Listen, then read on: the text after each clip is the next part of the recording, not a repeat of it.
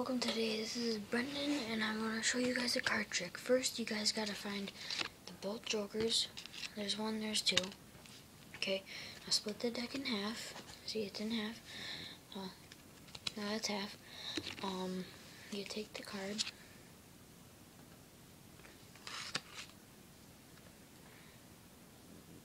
There is a 6. You put the card on like that.